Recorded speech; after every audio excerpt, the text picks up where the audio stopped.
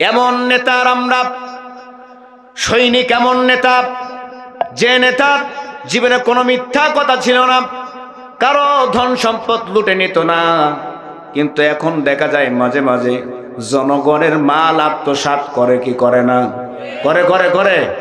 আল্লাহ রাব্বুল আলামিন ডাক দিয়ে বললেন, বান্দা লাকাদ কানা লাকুম ফি রাসূলিল্লাহি উসওয়াতুন হাসানা। উসওয়াতুন হাসানা একমাত্র কেবলমাত্র আমার নবীর সামনে বসানো যায়, অন্য কারোর সামনে বসানো যায় না। এমনও কিছু নেতা আছে যে নেতার রাতের আধারে কি করে, দিনের আলোতে সেটা বলার সম্ভাবনা নাই। আছে আছে আছে। কিন্তু বিশ্বনবী রাহমাতাল লিল আলামিনের আদর্শ, তার চরিত্র, খুলুকুল হুসন পড়লে, অধ্যায়টা পড়লে আপনি বুঝতে পারবেন বিশ্বনবী রাহমাতাল লিল আলামিনের চরিত্র নিয়ে গবেষণা করা গেল।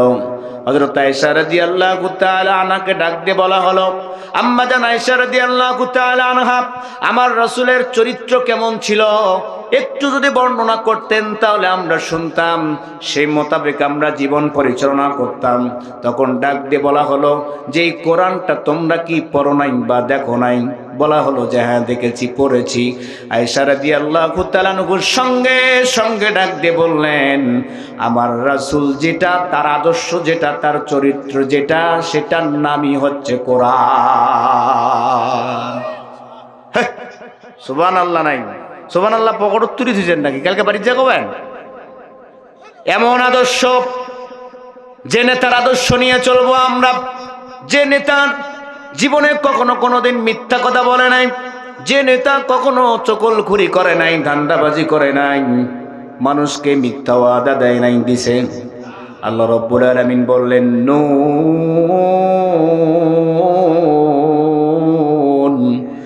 ওয়াল কলামি ওয়া মা ইয়াসতুরুন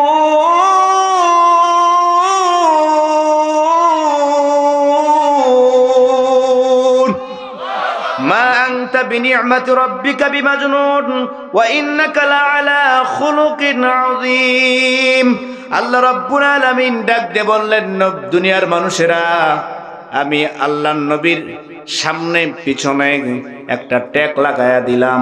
কি লাগায়া দিলাম? যে এমন চরিত্র পৃথিবীর জমিনে আর কারো হতে পারবে না দ্বিতীয়টা। আল্লাহ নিজে চরিত্রের সামনে ট্যাগ বসায় দিয়েছেন, সাইন মেরে দিয়েছেন, বলছেন এরকম আদর্শ অন্য কারো হওয়া সম্ভব না। এমন নেতার আমরা সৈনিক, এমন নেতা যে নেতার জীবনে কোনো মিথ্যা কথা ছিল না, কারো ধন সম্পদ লুটে নিত না, কিন্তু এখন দেখা যায় মাঝে মাঝে জনগণের মাল আত্মসাৎ করে কি করে না? করে করে করে। এই যে গতবার হাজী সাহেব কেবল হজ করে আসছে, কেবল হজ করে আসছে টুপি মাথায়। এখন জোহরের সময় এলান দেওয়া হয়েছে, ভাইরা আমার আজকে কিন্তু তেঁতুলিয়াতে ধান দেওয়া হবে, গম দেওয়া হবে, চাল দেওয়া হবে, সবাইকে আসতে হবে। সবাই যখন একত্রিত হয়ে গিয়েছেন, একত্রিত হয়ে যাওয়ার পর ওই নেতা সাহেব জোহরের নামাজ পড়ে কেবল টুপি মাথায় দিয়ে আসছে, এসে বলতেছেন, এ চামচা কর্মী তোরা মাপার কাজ শুরু করে দে। এখন দেবে হলো 32 কেজি করে। কয় কেজি করে? 32 কেজি করে গম, আর হলো চাল দেয় না 30 কেজি। হ্যাঁ 30 কেজি দেয়। এখন মাঝে মাঝে ভাবে, আরে গত বছর হজ করে আসছে, মনে হয় এবার জনগণের 6 কেজি করে বেশি দিবে, গম বেশি দেবে। হাজী সাহেব কেবল হজ করে আসছে, আবার নামাজ পড়েও আসছে, মাথায় টুপি। এই যে কেবল নামাজ পড়ে আসলো, এরকম লিস্ট নিয়ে দাঁড়ায় আছে, অমুক সারা গেলে আসো। আসার পর বলতেছেন, বালতি দিয়া 3 বালতি করে মাপে মাপে দে।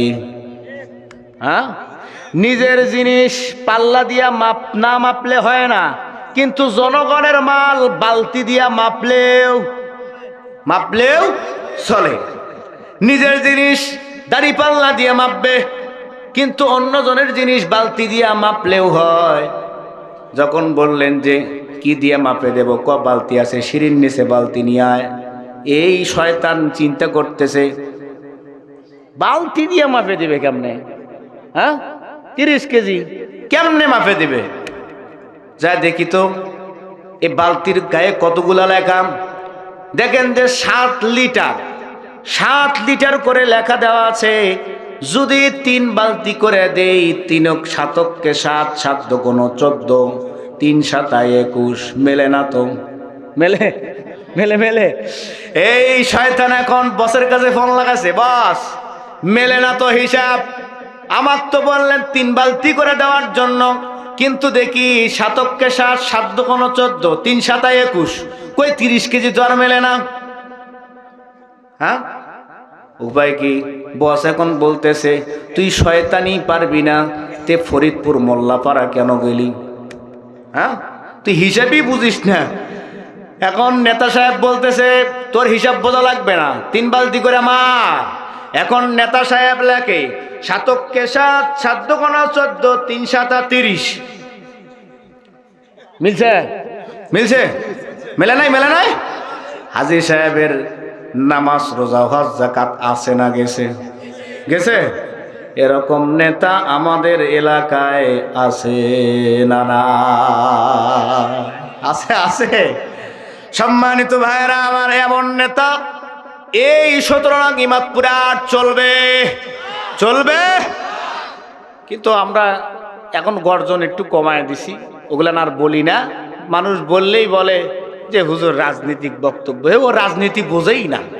রাজনীতি বোঝে? এই বিশ্বনবী রাহমাতাল লিল আলামিন তার চরিত্র নিয়ে আজকে কথা বলবো। কিন্তু বিশ্বনবী রাহমাতাল লিল আলামিন তার জীবন শুনবো, তার বিশ্লেষণ, তার কথাগুলি শুনবো, মানবো। কিন্তু এই নবী 10টি বছর পর্যন্ত কোরআন দিয়ে সমাজ চালিয়েছেন, রাষ্ট্র চালিয়েছেন, পরিবার চালিয়েছেন। কথা সত্য হলে চিৎকার দিয়ে বলেন ঠিক কিনা? ভেজাল আছে?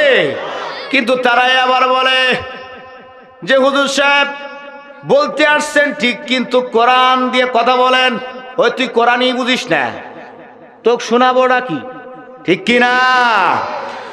আল্লাহ রাব্বুল আলামিন ডাক দিয়ে বললেন, বান্দারে, বিশ্ব নবী রাহমাতাল লিল আলামিন তার জীবনের মধ্যে, আদর্শের মধ্যে উত্তম চরিত্র দিয়ে দিলাম। এই চরিত্র যদি কোনো ব্যক্তি মানতে পারে, এই কালে শান্তি, পরকালে মুক্তি পাওয়ার সম্ভাবনা আছে না নাই? সব যখন একত্রিত করে তোলানো হবে, কোন মানুষ যখন বিশ্ব নবী রাহমাতাল লিল আলামিনের আদর্শ মানবেন, মানার সঙ্গে সঙ্গে জীবন পরিচালনা করবে, যখন মরে যাবে, মৃত্যু হয়ে যাবে, কাল কিয়ামতের দিবসে আল্লাহ রাব্বুল আলামিন মানুষগুলাকে যখন উঠাবে, সবাই যখন ইয়া নাফসি করতে থাকবে, কিন্তু এক কোনায় বসে বসে সিজদার মাধ্যমে আল্লাহ তাআলাকে বলবেন, আইনা উম্মতি, হে জিবরাইল, আমার উম্মতগুলা কোথায়? আমার উম্মতদেরকে আমি তো দেখছি না। আল্লাহ রাব্বুল আলামিন জিবরাইলের মাধ্যমে খবর দেয়া যাবে। আল্লাহ নিজেই বলবেন, হে নবী, কেন টেনশন করেন?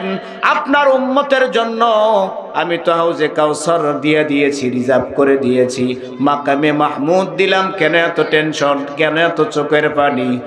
সেই সময় আদম আলাইহিস সালামকে গিয়ে বলবেন যে আমার অন্য কারোর জন্য নয়, আমাকে মাফ করেন।